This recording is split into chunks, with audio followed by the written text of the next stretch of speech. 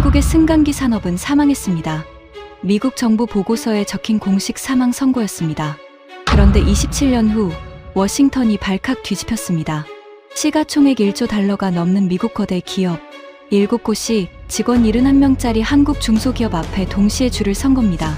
세계 기록의 5배, 한 번에 550명을 실어 나르는 괴물 기계. 지구상에서 단 한 곳, 한국만 만들 수 있었습니다.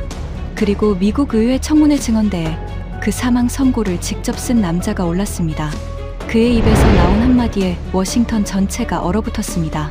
27년 만에 밝혀진 충격적인 대반전, 지금 공개합니다. 시작하기 전 구독과 좋아요, 그리고 대한민국 파이팅 댓글로 한국을 응원해주세요. 워싱턴 상무부 청사 7층. 그날 아침 7시 40분, 저는 평소처럼 가장 먼저 출근해 사무실 블라인드를 올리고 있었습니다. 창밖으로 포토맥 강의 물안개가 거치고 있었죠. 28년 동안 봐온 지긋지긋할 만큼 익숙한 풍경이었습니다. 은퇴까지 남은 날짜를 세는 것 말고는 아무런 긴장도 없는 그런 아침이어야 했습니다. 그런데 문이 벌컥 열렸습니다. 모건 분석관님, 이것 좀 보셔야겠습니다. 20년을 같이 일한 보좌관 레베카가 서류 뭉치를 안고 뛰어들어왔습니다. 그녀의 얼굴이 하얗게 질려 있었어요. 저는 그 친구가 그런 표정을 짓는 걸 딱 2번 봤습니다. 한 번은 금융위기 때였고 또 한 번이 바로 그날 아침이었죠. 긴급 수입 승인 요청입니다. 그런데 좀 이상합니다. 이상하다니 뭐가? 7건이 동시에 들어왔습니다. 오늘 새벽에요. 저는 대수롭지 않게 손을 내밀었습니다. 하지만 발신처 목록을 본 순간 들고 있던 커피잔을 책상에 내려놓아야 했습니다. 손목에서 힘이 빠졌거든요. 엑손모빌, 쉐브론, 그리고 멕시코만에서 해양 플랜트를 운영하는 미국 최대 에너지 기업들. 시가총액을 전부 합치면 1조 달러가 넘는 거인들이 7곳 빠짐없이 이름을 올리고 있었습니다. 이 기업들이 같은 날 새벽에 동시에 서류를 냈다고? 그게 다가 아닙니다. 7건의 요청 내용이 토씨 하나 다르지 않고 전부 똑같습니다. 레베카가 첫 장을 넘겨 보였습니다. 거기에는 이렇게 적혀 있었습니다. 대한민국 충청남도 아산시 소재, 직원 71명, 규모 제조사가 생산한 특수 엘리베이터에 대한 긴급 수입 승인을 요청함. 저는 그 문장을 3번 읽었습니다. 그리고 안경을 벗고 다시 한번 읽었습니다. 직원 71명. 미국의 에너지 산업을 떠받치는 기업들이 세계 어느 회사의 제품이든 골라 쓸 수 있는 그 거인들이 한국의 이름도 들어본 적 없는 시골, 중소기업 한 곳의 물건을 사게 해달라고 미국 정부에 줄을 서서 매달리고 있었습니다. 레베카, 이 회사 로비스트가 누구야? 어느 로펌이 움직였어? 그게 제일 이상한 점입니다. 아무도 없습니다. 이 한국 회사는 워싱턴에 사무실도, 대리인도, 로비스트도 없어요. 기업들이 자발적으로 서류를 낸 겁니다. 워싱턴에서 28년을 일한 제가 단언하건대 그런 일은 일어나지 않습니다. 이 도시에서는 종이 한 장이 책상 하나를 건너가는데도 로비스트의 손이 필요하니까요. 그런데 1조 달러짜리 기업 7곳이 아무도 시키지 않았는데 제 발로 정부에 달려와 한국 중소기업의 이름을 외치고 있다. 등 뒤가 서늘해지는 기분이었습니다. 저는 서류를 한 장씩 넘기기 시작했습니다. 그리고 제품 사양란에서 손이 멈췄습니다.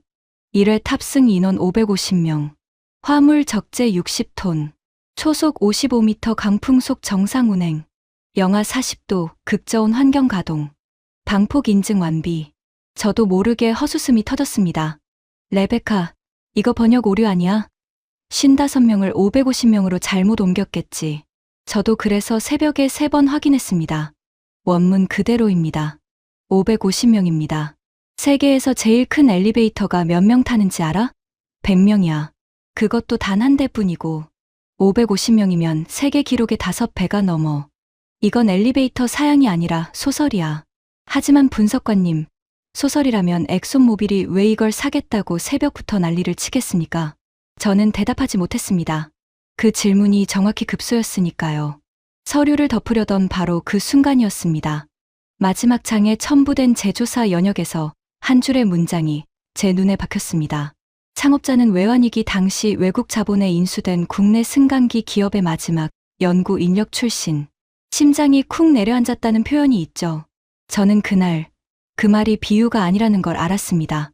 명치 어딘가가 실제로 내려앉는 감각이 있었고 등골을 타고 차가운 것이 흘러내렸으며 서류를 쥔 손끝이 잘게 떨렸습니다. 외환위기, 인수, 마지막 연구 인력. 그 단어들은 27년 전 제가 제 손으로 묻어버린 어떤 겨울과 정확히 이어져 있었습니다. 여러분, 인사가 늦었습니다. 저는 데이비드 모건입니다. 미국 상무부 산업분석국에서 28년을 일한 선임분석관이고 은퇴를 2년 앞둔 늙은 관료입니다. 그리고 27년 전 한국의 승강기 산업은 사망했다는 미국 정부 공식 보고서를 작성한 장본인입니다. 오늘 저는 그 보고서가 어떻게 부메랑이 되어 제 인생 전체를 뒤집어 놓았는지, 그리고 직원 71명의 한국 회사가 어떻게 워싱턴과 베이징과 글로벌 거대 자본을 전부 무릎 꿇렸는지 그 전말을 처음으로 공개하려 합니다. 긴 이야기가 될 겁니다. 하지만 약속드리죠.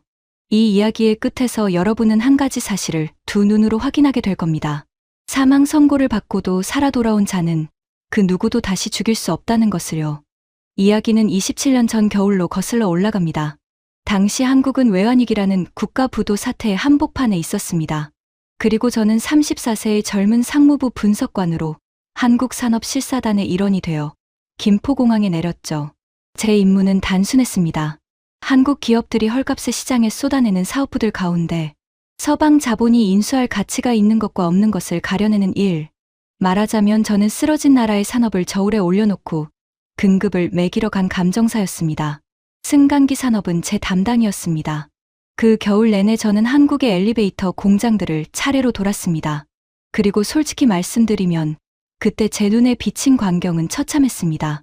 한때 종사자 25만 명을 자랑하며 해외 수출까지 하던 산업이 불과 1년 만에 통째로 경매대에 올라와 있었으니까요. 한국 대기업들은 앞다투어 승강기 사업부를 외국 자본에 넘기고 있었습니다. 미국계 거대 기업이 가장 큰 회사를 가져갔고 유럽계가 두 곳을 가져갔고 또 다른 글로벌 기업이 나머지를 쓸어 담았습니다. 수출하던 나라가 단숨에 80%를 수입에 의존하는 나라로 추락하는 과정을 저는 가장 가까운 곳에서 지켜본 사람입니다. 지켜본 정도가 아니죠. 그 추락에 도장을 찍어준 사람 중 하나가 저였습니다. 제가 마지막으로 방문한 곳은 인천의 어느 공장이었습니다. 지금도 그날의 공기를 기억합니다. 1월에 칼바람이 가동을 멈춘 조립 라인 사이로 윙윙거리며 지나갔고 치워버린 기계 특유의 차가운 기름 냄새가 코를 찔렀습니다. 천장의 수은등은 절반만 켜져 있었고 제 구두 소리가 텅 빈 공장에 울릴 때마다 어디선가 비둘기가 푸드덕거렸습니다. 한쪽 벽에는 세계 1위를 향하여 라고 적힌 빛바랜 현수막이 한쪽 끈이 끊어진 채 펄럭이고 있었죠. 그리고 그 현수막 아래에서 퇴직 서류를 받아 든 한국인 엔지니어들이 길게 줄을 서 있었습니다. 통역을 맡은 직원이 낮은 목소리로 말했습니다. 저 사람들 대부분이 15년에서 20년 차 기술자들입니다. 인수하는 쪽에서 연구 인력은 전원 정리하라고 했답니다. 연구 인력을 정리한다니 그게 무슨 말입니까? 기술자가 회사의 전부 아닌가요? 본사 기술을 그대로 가져다 쓸 테니까요. 한국에는 조립과 영업만 남긴다는 게 인수 조건입니다. 연구소는 다음 달에 철거됩니다. 저는 고개를 끄덕이며 수첩에 메모했습니다. 연구 기능 소멸 확정. 그게 다였습니다. 그 줄에 서 있는 사람들의 얼굴을 저는 제대로 보지도 않았어요. 딱 한 사람만 빼고요. 줄의 맨 끝에 서 있던 남자였습니다. 30대 중반쯤 되었을까요? 다른 사람들이 고개를 떨구거나 담배를 피우러 빠져나갈 때 그 남자만은 미동도 없이 서서 텅 빈 조립 라인을 똑바로 바라보고 있었습니다. 마치 그 광경을 한 조각도 빠뜨리지 않고 눈에 새기려는 사람처럼요. 바람에 그의 작업복 자락이 펄럭였습니다. 가슴팍에 기름때가 거뭇하게 밴 수없이 빨아입은 작업복이었습니다. 그와 눈이 마주쳤습니다. 정확히는 제가 그의 시선에 붙들렸습니다. 분노도 아니고 절망도 아닌 뭐라 이름 붙이기 힘든 눈빛이었어요. 그날 밤 호텔에서도 그 눈빛이 자꾸 떠올라서 저는 위스키를 2잔이나 마시고서야 잠들 수 있었습니다. 하지만 거기까지였습니다. 그때의 저는 그 시선의 의미를 알려고 하지 않았습니다. 저는 산업을 감정하러 온 사람이지 사람을 보러 온 게 아니라고 생각했으니까요. 그게 제 인생 최대의 오판이 될 줄은 꿈에도 모른 채 말입니다. 워싱턴으로 돌아온 저는 3주에 걸쳐 보고서를 썼습니다. 도표 47개, 분량 312페이지. 그리고 결론부에 이렇게 적었습니다. 한국의 수직 운송산업은 사망했다. 핵심 기술 인력은 해체되었고 연구 기반은 소멸했으며 시장은 외국 자본에 완전히 장악되었다. 향후 50년 내 자력 회생 가능성은 0%로 판단된다.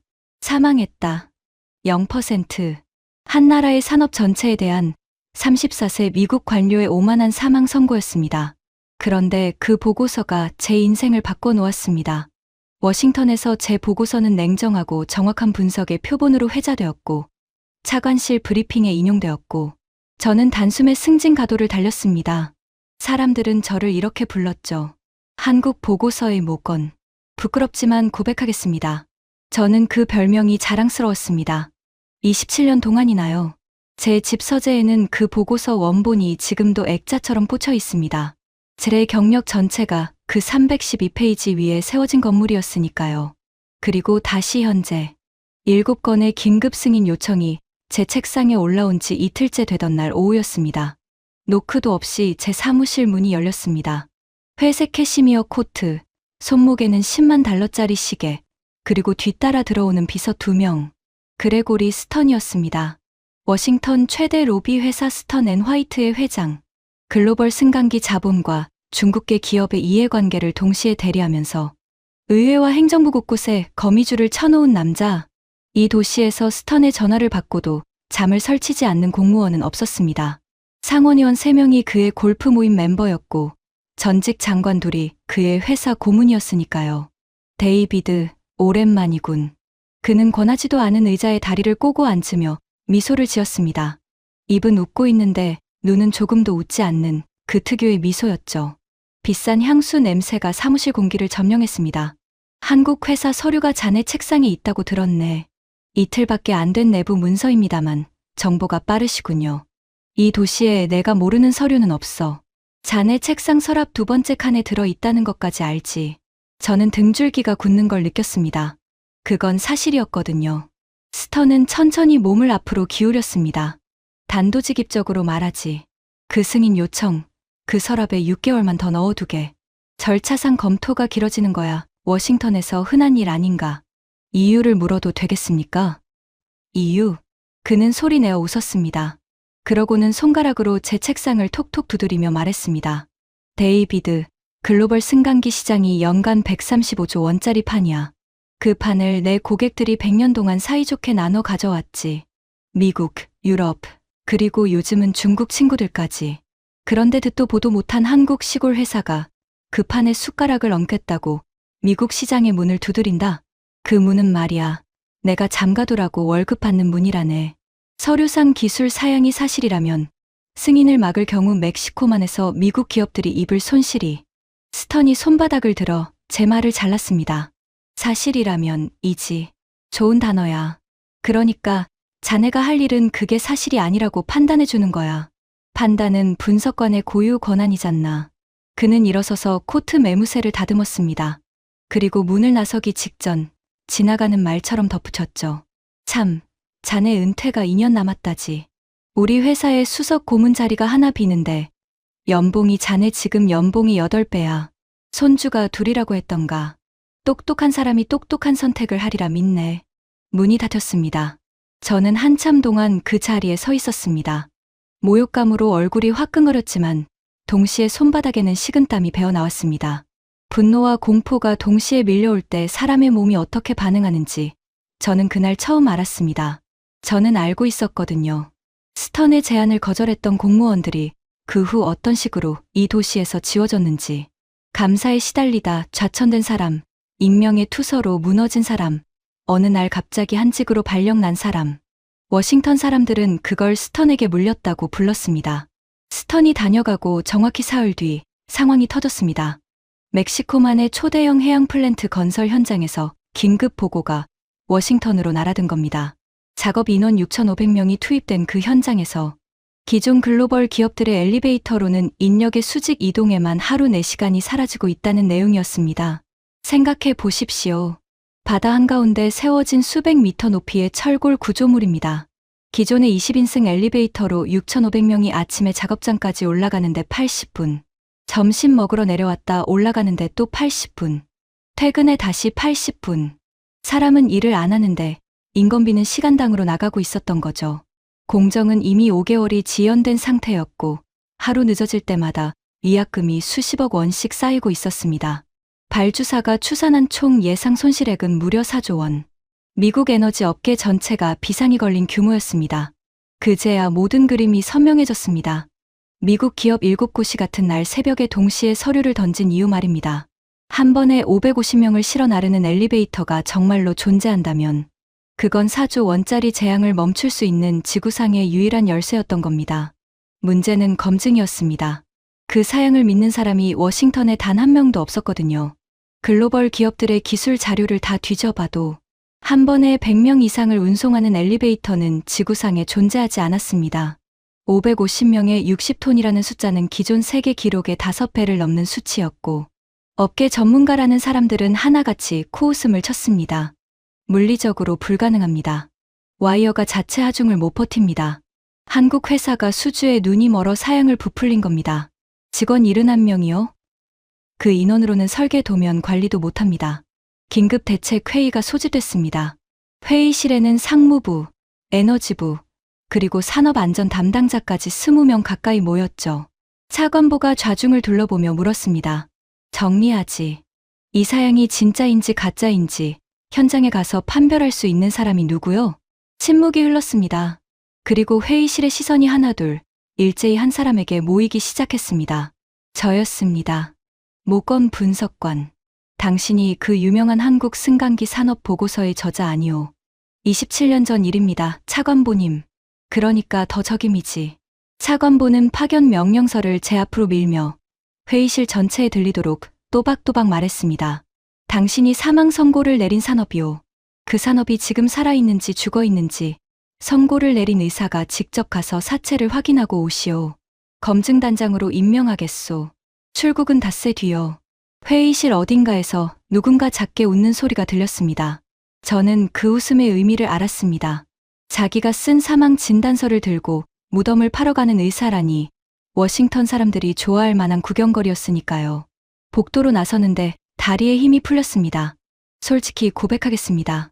그 순간 제가 느낀 감정은 불안이 아니라 불쾌함이었습니다. 27년 전 그 보고서는 제 경력의 주춧돌이었습니다. 그 위에 제 직급이, 제 평판이, 제 인생 전체가 서 있었죠. 그런데 이제 와서 그 주춧돌을 제 손으로 파보라니요. 그날 밤 아내가 짐 싸는 저를 보며 물었습니다. 한국이면 당신이 옛날에 그 보고서 썼던 나라 아니에요? 맞아. 만약에 가서 봤는데 그 보고서가 틀렸으면 어떡해요? 저는 셔츠를 개던 손을 멈췄습니다. 그리고 저도 모르게 언성을 높였죠. 틀렸을 리가 없잖아. 내가 두 눈으로 봤어. 연구소가 철거되고 기술자들이 줄 서서 쫓겨나는 걸 직접 봤다고. 직원 71명짜리 회사가 세계 기록의 5배짜리 기계를 만든다는 게 말이 된다고 생각해? 가서 서류 부풀린 거 확인하고 승인 불가 도장 찍고 돌아오면 끝나는 출장이야. 아내는 잠시 저를 바라보다가 조용히 말했습니다. 여보, 나는 당신이 뭘 보게 될지보다 당신이 뭘 안 보려고 할지가 더 걱정돼요. 저는 그 말에 대답하지 못했습니다. 출국 전날 밤이었습니다. 서재에서 27년 전 보고서를 꺼내 들춰보고 있는데 휴대폰이 울렸습니다. 발신자 표시 제한. 받는 순간 익숙한 목소리가 흘러나왔죠. 여행 가방은 다 쌌나, 데이비드. 스턴이었습니다. 제 출장 일정은 내부 기밀이었는데도 말입니다. 수화기 너머에서 얼음이 유리잔에 부딪히는 소리가 달그락거렸습니다. 용건만 말씀하시죠. 간단해. 아산에서 무엇을 보든 무엇을 듣든 보고서에는 딱 내 글자만 쓰면 되네. 검증 불가. 그러면 자네 은퇴 후 인생은 내가 책임지지. 만약 실제로 기계가 작동하는 걸 보게 되면요? 잠시 침묵이 흘렀습니다. 얼음 소리가 멎었습니다. 그리고 스턴은 제 평생 잊지 못할 말을 아무렇지도 않게 내뱉었습니다. 데이비드, 27년 전에도 자네는 봐야 할 것만 보지 않았나. 무너지는 공장만 봤지.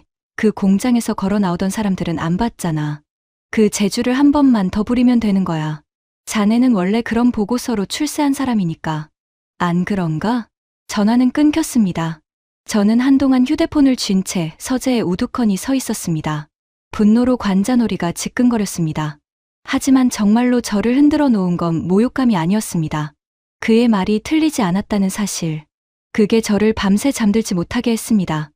27년 전 그 겨울, 인천의 그 공장에서 텅 빈 조립 라인을 새기듯 바라보던 그 작업복의 남자. 저는 정말로 봐야 할 것을 보지 않았던 걸까요? 비행기가 인천공항 활주로에 내려앉던 순간까지도 저는 그 질문에 답하지 못하고 있었습니다. 그리고 도착 이틀 뒤 충남 아산의 한 공장. 마당에서 저는 제 27년이 통째로 무너져 내리는 소리를 듣게 됩니다. 30층 건물 높이의 강철 구조물이 굉음과 함께 살아 움직이기 시작했을 때 저는 두 눈으로 보고 있으면서도 믿지 못했습니다. 그리고 그 강철 거인 아래에서 기름때 묻은 작업복 차림으로 저를 기다리고 있던 한 남자. 그가 입을 여는 순간 저는 27년 전 인천의 그 겨울로 단숨에 끌려 들어가고 맙니다. 인천공항에 내린 저는 검증단 4명과 함께 곧장 충남 아산으로 향했습니다. 차창 밖으로 스쳐가는 한국의 풍경을 보면서도 솔직히 저는 결론을 이미 주머니에 넣고 있었습니다. 승인 불가, 사양 과장, 검증 실패. 머릿속에서는 보고서 첫 문장까지 완성되어 있었죠. 같이 간 검증단원 중 독일 출신 구조공학 박사인 클라우스가 서류를 뒤적이며 말했습니다. 단장님, 아무리 계산을 돌려봐도 안 나옵니다. 550명에 60톤이면 케이블에 걸리는 하중이 일반 대형 엘리베이터의 30배가 넘어요. 이 사양이 진짜라면 물리 교과서를 다시 써야 합니다. 그래서 우리가 가는 거 아닌가. 교과서가 멀쩡하다는 걸 확인하러 차 안에 웃음이 번졌습니다. 우리 5명 모두 이 출장을 길어야 사흘짜리 요식 행위라고 생각하고 있었습니다. 공장에 도착했을 때 제 편견은 오히려 더 단단해졌습니다. 서울의 화려한 빌딩 숲을 상상하셨다면 오산입니다. 들판 한가운데 서 있는 간판도 소박한 공장 몇 동이 전부였으니까요. 주차장에는 임원용 고급 세단 대신 낡은 트럭들이 서 있었고 마당 한쪽에는 작업자들이 둘러앉아 커피를 마시고 있었습니다. 여기가 1조 달러짜리 기업들을 줄 세웠다는 회사라고? 클라우스가 피식 웃으며 속삭였습니다. 저도 따라 웃었습니다. 그게 제 인생 마지막 비웃음이 될 줄도 모르고 말이죠. 그런데 공장 건물을 돌아서는 순간 우리 5명의 발이 동시에 멈췄습니다. 마당 너머에 그것이 서 있었습니다. 처음에는 건설 중인 빌딩인 줄 알았습니다. 높이 100m, 아파트 30층에 달하는 강철 시험탑, 그리고 그 탑에 붙어 있는 집채만 한 강철 상자. 상자라고 부르기에는 너무 거대해서 차라리 움직이는 건물이라고 해야 할 물체였습니다. 저게 설마... 클라우스의 목소리가 떨렸습니다. 그때 안내를 맡은 한국 직원이 무전기에 짧게 뭐라고 말했고 잠시 후 사이렌이 한번 울렸습니다. 그리고 그 강철 거인이 움직이기 시작했습니다. 여러분, 저는 그 소리를 평생 잊지 못할 겁니다. 거대한 모터가 깨어나는 낮은 진동음이 땅을 타고 발바닥으로 올라왔습니다. 가슴뼈가 웅웅 울렸어요. 60톤짜리 시험 하중을 가득 실은 그 거인은 그러나 소음 하나 없이 흔들림 하나 없이 미끄러지듯 100m 탑을 올라갔습니다. 저는 입을 벌린 채 고개를 꺾어 그 광경을 올려다봤습니다. 목이 아픈 줄도 몰랐습니다. 옆에서 클라우스가 계산기를 두드리다가 손을 멈추고 중얼거렸습니다. 말도 안 돼. 이 가속도에 이 하중이면 진동이 없을 수가 없는데. 커피잔을 올려놔도 안 쏟아지겠어. 안내 직원이 미소를 지으며 말했습니다. 실제로 그 시연을 합니다. 보여드릴까요? 10분 뒤 우리는 그 강철 거인의 내부에 서 있었습니다. 농구장보다 넓은 바닥, 그리고 그 한가운데 놓인 작은 탁자 위에 물이 찰랑찰랑하게 담긴 유리잔 하나. 엘리베이터가 출발했습니다. 100m를 오르고 멈추고 다시 내려오는 동안 유리잔의 물은 단 한 방울도 넘치지 않았습니다. 검증단원 4명이 전부 말을 잃었습니다. 30년 경력의 구조공학 박사가, 항공우주 출신, 진동 전문가가, 미국 정부가 추린 최고의 전문가들이 유리잔 하나 앞에서 어린아이처럼 입을 다물지 못하고 있었습니다. 저요? 저는 그 순간 심장이 내려앉는 것을 느꼈습니다. 경이로움 때문이 아니었습니다. 공포 때문이었습니다. 이 기계가 진짜라면 27년 전 제 보고서는 뭐가 되는 겁니까?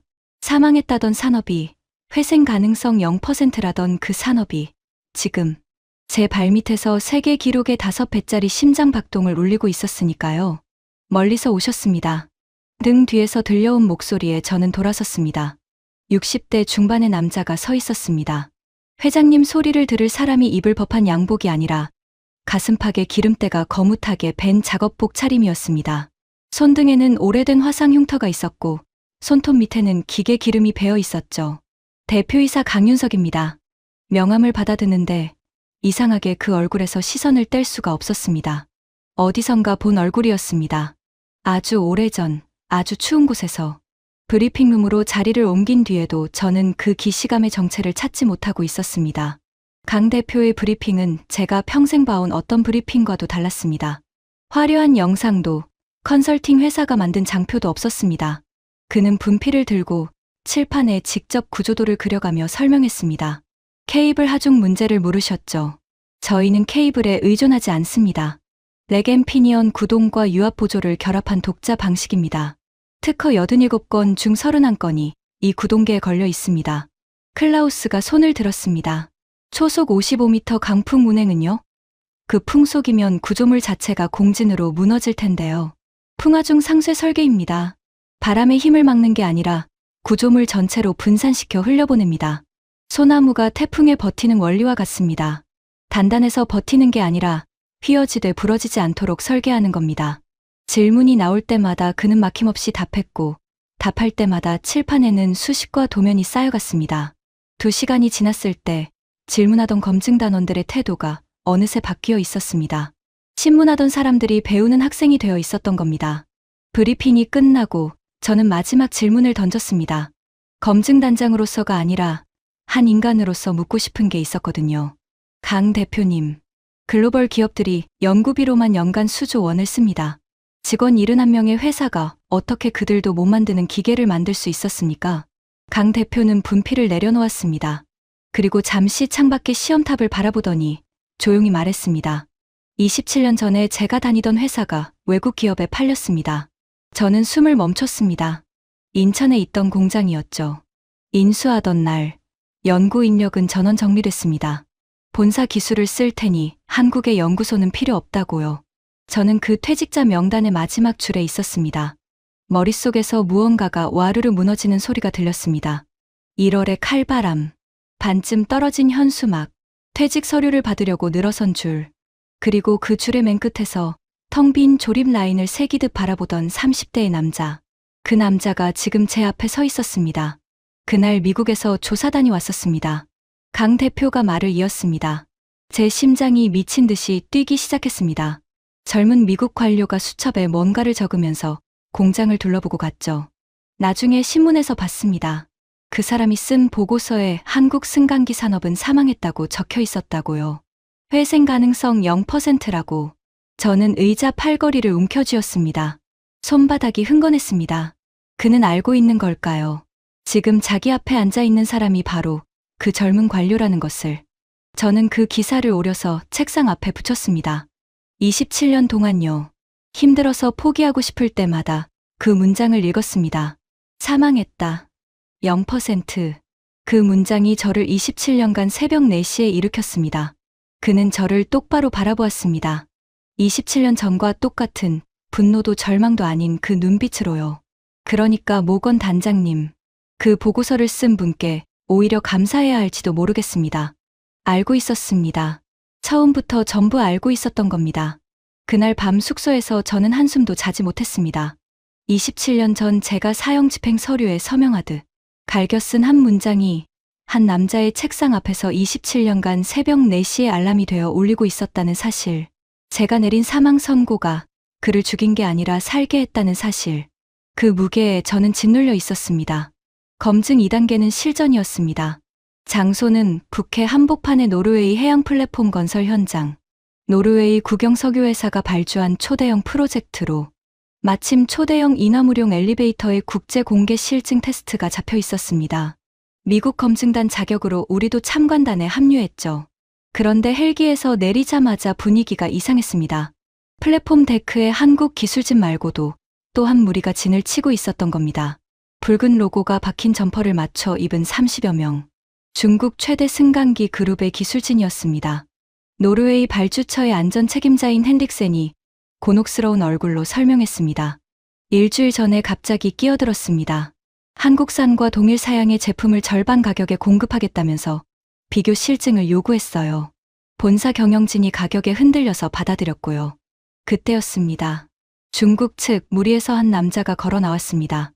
50대 초반, 맞춤 정장에 머리를 반듯하게 넘긴 남자.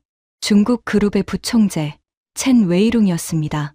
그는 저에게 명함을 내밀며 유창한 영어로 말했습니다. 미국 검증단이 직접 오셨다니 영광입니다. 잘 됐군요. 오늘 미국 정부가 두 눈으로 확인하게 될 테니까요. 한국 기술의 시대는 시작하기도 전에 끝났다는 거요. 비교 실증은 공정하게 진행될 겁니다. 공정이요? 첸은 소리내어 웃었습니다. 그러고는 한국 기술진이 들으라는 듯 일부러 목소리를 높여 말했습니다. 공정하다면 우리가 질 수가 없죠. 단장님, 비밀 하나 알려드릴까요? 우리 기술진에 한국 출신 엔지니어가 셋 있습니다. 좋은 대우로 모셔왔죠. 한국인들은 애국심을 말하지만 연봉 3배 앞에서는 다 같은 인간이더군요. 그는 강윤석 대표 쪽을 흘끗 보며 덧붙였습니다. 저 회사 도면의 절반은 이미 베이징에 있습니다. 나머지 절반은 3년 안에 완성되고요. 그게 중국의 방식입니다. 너희가 10년 걸려 만들면 우리는 3년에 베끼고 절반 가격에 팝니다. 반도체에서도 그랬고 배터리에서도 그랬고 이번에도 그럴 겁니다. 저는 주먹이 부들부들 떨리는 걸 느꼈습니다. 제3자인 저도 이 정도인데 한국 기술진의 심정은 어땠을까요? 그런데 강윤석 대표의 반응이 뜻밖이었습니다. 그는 화를 내지도 반박하지도 않았습니다. 그저 첸을 한번 바라보고는 자기 기술진에게 돌아서서 담담하게 말했을 뿐입니다. 점검 계속합시다. 바람이 올라오고 있어요. 첸이 그 등에 대고 비웃음을 던졌습니다. 보셨죠, 단장님. 반박도 못합니다. 도둑맞은 자의 침묵이죠. 하지만 저는 봤습니다. 강 대표의 그 침묵이 패배자의 침묵이 아니라는 것을요. 그건 27년간 새벽 4시에 일어난 사람의 침묵이었습니다. 말이 아니라 기계로 대답하는 사람의 침묵. 그날 밤 북해의 하늘이 시커멓게 변하기 시작했습니다. 기상청이 경보를 띄웠습니다. 초대형 폭풍이 플랫폼을 향해 북상 중이었습니다. 실증 테스트 날짜와 폭풍의 도착 시각이 정확히 겹치고 있었습니다. 헨릭센이 테스트 연기를 제안했을 때 먼저 거절한 쪽은 뜻밖에도 강 대표였습니다.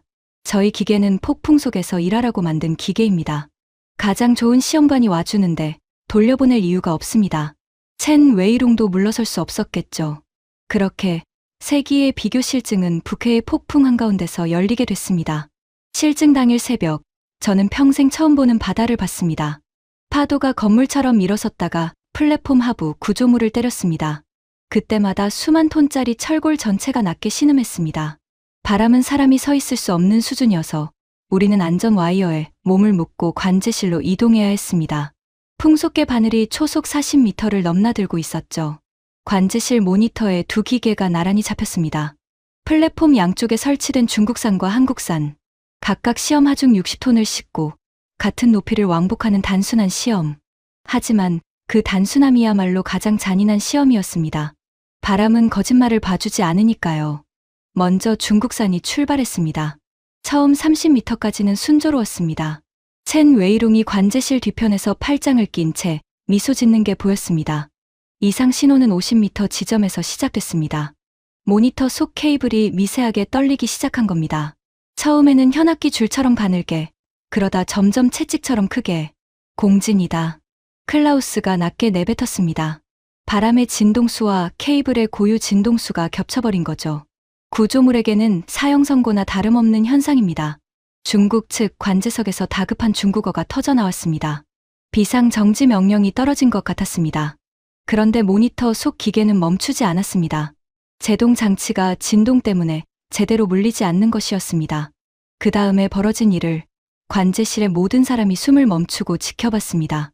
케이블 하나가 끊어지며 불꽃이 튀었고 60톤의 시험 하중을 실은 강철 상자가 한쪽으로 기울더니 30m 아래 완충 구역으로 떨어져 내렸습니다.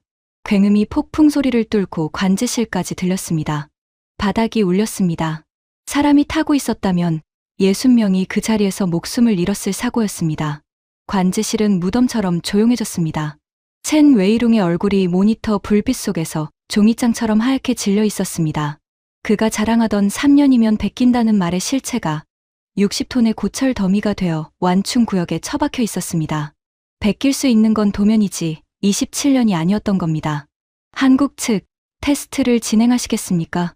풍속이 더 올라갔습니다. 초속 52m입니다. 헨릭센의 물음에 모두의 시선이 강윤석 대표에게 쏠렸습니다.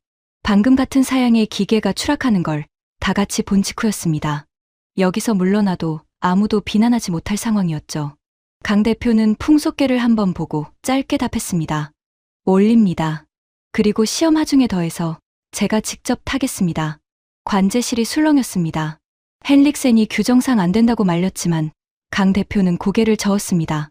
제 기계가 사람을 태울 수 없는 기계라면 오늘 여기서 끝나는 게 맞습니다. 저는 제 기계와 운명을 같이 하겠습니다. 10분 뒤 모니터에 작업복 차림으로 탑승하는 강 대표의 모습이 잡혔습니다. 풍속계는 초속 54m를 가리키고 있었습니다. 한국산 골리앗이 움직이기 시작했습니다. 저는 모니터에서 눈을 떼지 못했습니다. 50m 지점. 중국산이 무너진 그 높이를 한국산은 미끄러지듯 통과했습니다. 떨림이 없었습니다. 폭풍이 기계를 흔드는 게 아니라 기계가 폭풍을 흘려보내고 있었습니다. 소나무처럼요. 70m, 90m, 그리고 정상. 기계가 최상부에 도달해 멈추는 순간 풍속계가 그날의 최대치를 찍었습니다. 초속 55m.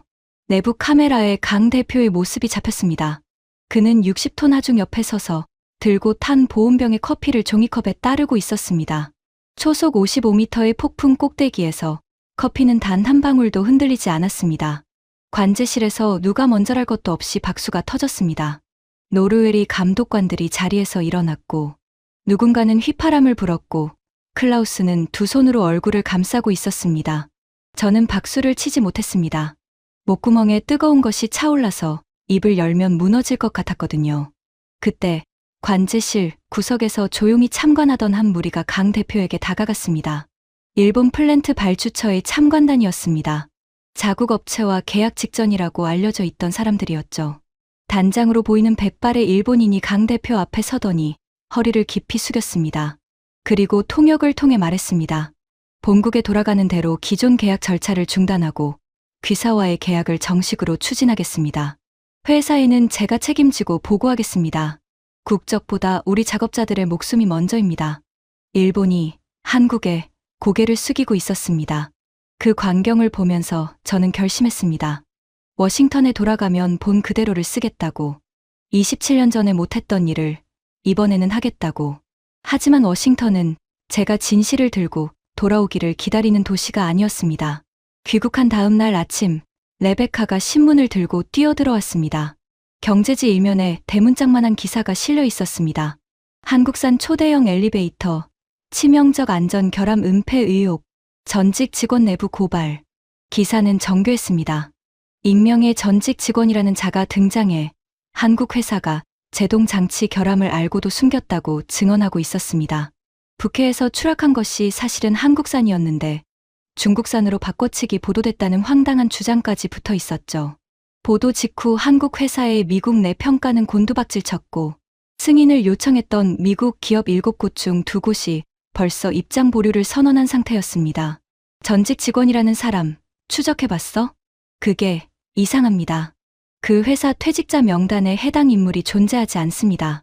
그리고 이 기사를 처음 받아쓴 매체 3곳을 확인해 보니까 레베카가 목소리를 낮췄습니다. 3곳 모두 스턴 앤 화이트가 홍보 계약을 맺고 있는 매체였습니다. 그날 오후 스턴에게서 점심 초대가 왔습니다. 워싱턴에서 가장 비싼 스테이크 하우스의 별실이었죠. 그는 와인을 따르며 세상에서 제일 즐거운 사람처럼 웃고 있었습니다. 신문 봤나? 세상이 흉흉해, 데이비드. 멀쩡한 회사도 기사 몇 줄에 무너지는 시대라니까. 당신 작품이라는 거 압니다. 그 내부 고발자는 존재하지 않는 인물이더군요. 존재하지 않는다는 걸 증명하는데 몇 달이 걸리는지. 아나? 그리고 그쯤 되면 멕시코만 프로젝트는 이미 다른 회사와 계약이 끝나 있을 거야. 진실은 언제나 너무 늦게 도착하지. 그게 진실의 귀여운 점이야. 저는 포크를 내려놓았습니다. 저는 닷새 뒤에 검증 보고서를 제출합니다. 북해에서 일어난 일을 전부 봤습니다. 영상도 데이터도 노르웨이 정부의 공식 기록도 있습니다.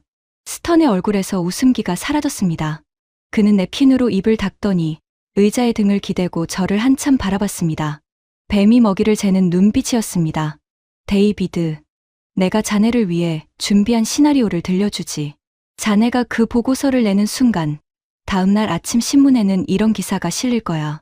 상무부 검증단장, 한국 기업과의 유착 의혹, 아산에서 받은 접대, 호텔, 식사, 전부 사진과 함께. 공무원 윤리 규정이라는 게 참 편리해서 말이야. 무혐의가 나와도 조사받는 동안 자네는 끝나 있을 거야. 접대 같은 건 받은 적 없습니다. 받았는지 안 받았는지가 중요한 게 아니야. 받았다고 보도되는 게 중요한 거지. 27년 공직 인생이 그렇게 하수구로 흘러가는 거야. 자네 부인이 그 기사를 읽게 될 거고 자네 손주들이 자라서 검색하게 될 거야. 데이비드 모건, 부패 의혹 관료. 그는 몸을 앞으로 기울여 거의 속삭이듯 마지막 말을 놓았습니다. 아니면 보고서에 내 글자만 쓰면 돼. 검증 불가. 그리고 2년 뒤에 연봉 8배짜리 사무실로 출근하는 거야. 가족은 자네를 자랑스러워할 거고. 자, 펜은 자네 손에 있네. 그날 밤, 저는 서재에 앉아 27년 전의 보고서를 꺼냈습니다. 312페이지를 처음부터 끝까지 한 장도 빼놓지 않고 다시 읽었습니다. 새벽 3시쯤이었을 겁니다. 마지막 페이지의 그 문장에 도착했습니다. 향후 50년 내 자력 회생 가능성은 0%로 판단된다. 그 문장을 쓰던 34세의 제가 떠올랐습니다. 그때 저는 진실을 쓴다고 믿었을까요? 아니요. 솔직해지겠습니다. 저는 그때 워싱턴이 듣고 싶어하는 결론을 알고 있었고 그 결론에 맞춰 봐야 할 것과 보지 말아야 할 것을 골랐습니다. 무너지는 공장은 보고서에 담고 그 공장을 눈에 새기던 남자의 눈빛은 버렸습니다. 스턴의 말이 맞았습니다. 저는 그런 보고서로 출세한 사람이었습니다. 그러니까 이번 선택은 한국 회사를 위한 것도 미국을 위한 것도 아니었습니다. 27년 전의 저를 이제라도 바로잡을 수 있느냐의 문제였습니다. 저는 책상 서랍에서 새 보고서 용지를 꺼냈습니다. 그리고 첫 문장을 적었습니다. 본검증단은 해당 기술이 실제하며 현존하는 세계 유일의 기술임을 확인하였다. 펜을 내려놓는데 손이 떨렸습니다. 두려움 때문이 아니었습니다. 27년 만에 처음으로 제가 본 것을 그대로 쓰고 있었기 때문입니다. 닷새 뒤 의회 청문회가 열렸습니다. 스턴은 정말로 모든 것을 준비해 두고 있었습니다.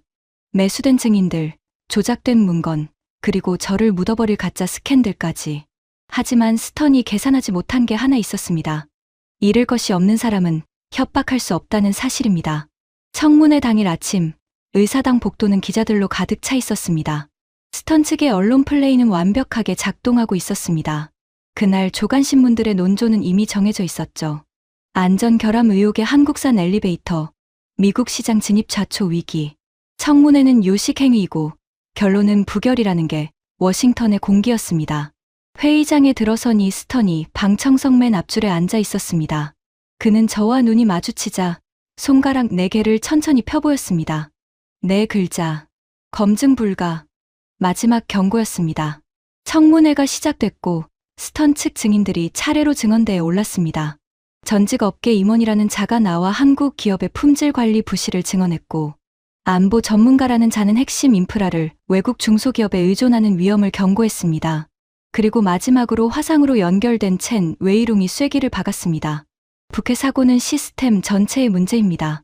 굳이 검증 안 된 한국산을 쓸 이유가 없습니다. 저희 그룹이 동일 사양을 절반 가격에 미국 내 생산으로 공급할 수 있습니다. 일자리는 미국에 남습니다. 의원들이 고개를 끄덕였습니다. 절반 가격과 미국 일자리. 워싱턴이 사랑하는 두 단어였으니까요. 그리고 제 차례가 왔습니다. 검증단장 데이비드 모건. 선서하시고 검증 결과를 보고하십시오. 저는 증언대에 섰습니다. 방청석의 스턴이 여유로운 미소로 저를 보고 있었습니다. 카메라 수십 대가 일제히 저를 향했습니다. 저는 준비해 온 서류 가방을 열었습니다. 그리고 거기서 검증 보고서가 아닌 다른 문서를 먼저 꺼냈습니다. 누렇게 바랜 312페이지짜리 낡은 보고서였습니다. 보고에 앞서 위원회에 제출할 문서가 하나 있습니다. 27년 전 미국 상무부가 작성한 한국 승강기 산업 분석 보고서입니다. 결론을 읽어드리겠습니다. 한국의 수직 운송산업은 사망했다. 향후 50년 내 자력 회생 가능성은 0%로 판단된다. 회의장이 웅성거렸습니다. 위원장이 물었습니다. 그 문서를 제출하는 이유가 뭡니까? 이 보고서의 작성자가 접니다. 웅성거림이 뚝 멎었습니다. 34세의 저는 이 보고서로 출세했습니다. 27년간 이 보고서는 제 자랑이었습니다. 그리고 오늘 작성자 본인의 자격으로 위원회에 공식 증언합니다. 이 보고서는 틀렸습니다. 그것도 완전히 틀렸습니다. 저는 검증 보고서를 꺼내 들었습니다. 사망 선고를 받았던 그 산업에서 쫓겨난 엔지니어 한 명이 27년 만에 세계 유일의 기계를 만들었습니다. 본검증단은 그 기계가 실제하며 현존 세계 기록의 5배 성능을 보유했고 현재 지구상에서 멕시코만의 4조 원짜리 위기를 해결할 수 있는 유일한 기술임을 확인했습니다. 스턴 측 변호인이 즉각 일어났습니다. 증인, 언론에 보도된 안전 결함 의혹은 어떻게 설명하시겠습니까? 북해에서 추락 사고가 있었지 않습니까? 기다리던 질문이었습니다. 좋은 질문입니다. 추락 사고, 분명히 있었습니다. 저는 위원회의 대형 스크린에 영상을 띄웠습니다. 노르웨이 정부가 공식 제공한 실증 테스트 기록 영상이었습니다. 북해 현지 시각으로 보시는 바와 같이 초속 38m 강풍에서 케이블 공진으로 추락한 이 기계는 한국산이 아니라 중국 그룹의 제품입니다.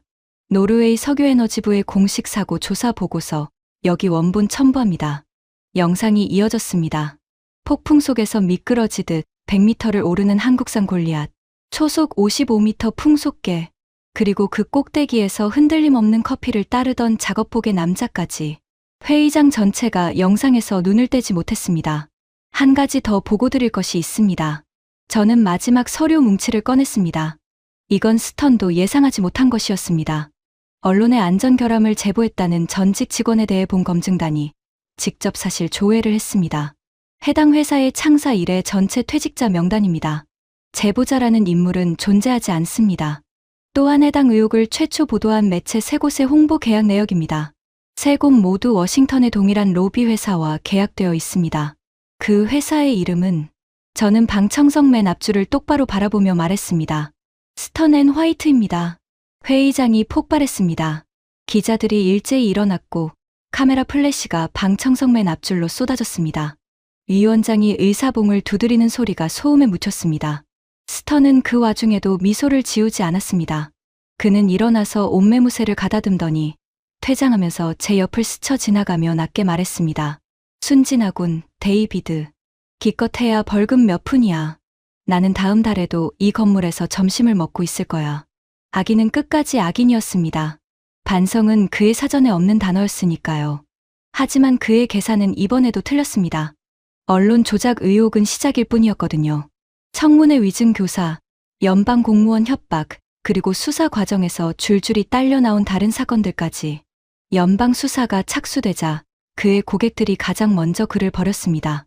평생 남을 협박해온 남자는 자기를 위해 증언해 줄 사람을 단 한 명도 만들어 두지 않았다는 걸 그제야 알게 됐죠. 다음 달에 그가 점심을 먹은 곳은 의사당 근처 스테이크 하우스가 아니었습니다. 체렌 웨이룽의 그룹도 무사하지 못했습니다. 한국 회사가 제기한 기술 탈취 소송에서 결정적 증거가 나왔거든요.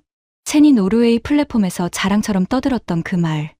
도면의 절반은 이미 베이징에 있다는 발언이 현장 참관단 여러 명의 증언으로 법정에 제출된 겁니다. 자기 입이 자기 그룹을 침몰시킨 거죠. 패소와 함께 국제 입찰 자격까지 정지되면서 절반 가격을 외치던 그 회사는 시장에서 지워졌습니다. 그리고 청문회 표결 결과가 나왔습니다. 만장일치, 승인.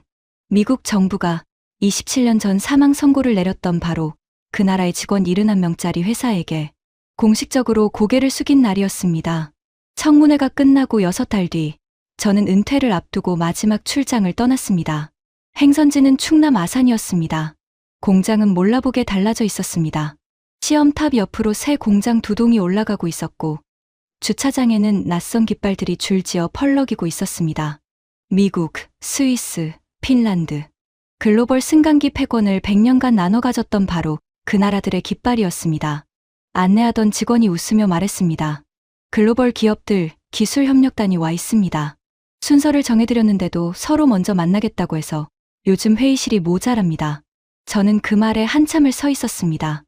27년 전 그들은 인수하러 왔습니다. 한국의 공장을 헐값에 사들이고 연구소를 철거하고 기술자들을 줄 세워 내보냈습니다.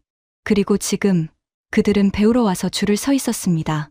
같은 나라, 같은 산업, 같은 사람들 앞에서요. 갑과 을이 완전히 뒤바뀌는데 걸린 시간 27년이었습니다. 강윤석 대표는 그날도 작업복 차림으로 저를 맞았습니다. 우리는 시험탑이 보이는 사무실에서 차를 마셨습니다. 그의 책상 앞에는 여전히 그 낡은 신문 조각이 붙어 있더군요. 사망했다. 0%. 저는 가방에서 준비해 온 것을 꺼냈습니다. 27년 전 보고서의 원본이었습니다.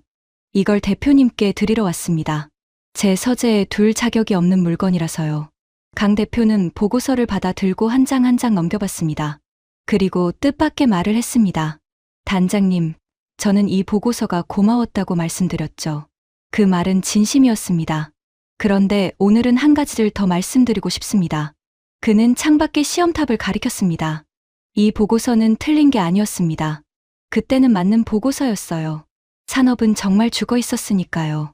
다만 이 보고서가 계산하지 못한 게 하나 있었던 겁니다. 죽었다는 판정을 받아들이지 않는 사람이 단 한 명이라도 남아있으면 산업은 죽은 게 아니라는 것을요. 27년 전 그 공장에서 왜 그렇게 조립 라인을 바라보고 계셨습니까? 저는 그 눈빛을 27년간 잊지 못했습니다. 강 대표는 잠시 침묵하더니 처음으로 소리내어 웃었습니다. 외우고 있었습니다. 라인 배치, 설비 간격, 동선 하나까지 전부요. 회사는 팔려도 제 머릿속은 못 팔 테니까요. 언젠가 제 공장을 지으면 저것보다 더 잘 짓겠다고 그날 거기 서서 도면을 그리고 있었던 겁니다. 저는 그 순간 깨달았습니다. 27년 전 제가 본 것은 패배자의 마지막 눈길이 아니라 한 산업의 부활이 시작되는 첫 장면이었다는 것을요. 저는 역사상 가장 중요한 순간을 두 눈으로 보고도 사망 선고문이나 끄적이고 있었던 겁니다. 돌아오는 비행기에서 저는 창밖을 내려다보며 오래 생각했습니다. 저는 평생 분석가로 살았습니다. 숫자를 읽고 설비를 평가하고 산업의 생사를 판정했습니다. 하지만 제 인생 최대의 오류는 계산 실수가 아니었습니다. 사람을 변수에 넣지 않은 것이었습니다. 매출 규모로는 보이지 않는 것, 재무제표에는 잡히지 않는 것, 새벽 4시에 일어나는 27년, 책상 앞에 붙여놓은 사망 선고문, 그리고 죽었다는 판정을 받아들이지 않는 단 한 사람의 고집, 그것이 산업의 진짜 생명선이라는 걸 저는 너무 늦게 배웠습니다. 사망 선고는 외부의 누군가가 내리는 게 아니었습니다. 스스로 포기하는 순간에만 선고는 효력을 갖습니다. 한국이라는 나라는 그 선고문에 서명한 적이 단 한 번도 없었습니다. 지금 이 순간에도 충남 아산의 그 공장에서는 강철 거인들이 만들어지고 있습니다. 그리고 세계 곳곳의 바다와 사막과 공장에서 그 기계들이 한 번에 550명씩 사람들을 실어 나르고 있죠. 27년 전 어느 미국 관료가 죽었다고 선언했던 바로 그 나라의 기술로요. 저는 데이비드 모건입니다.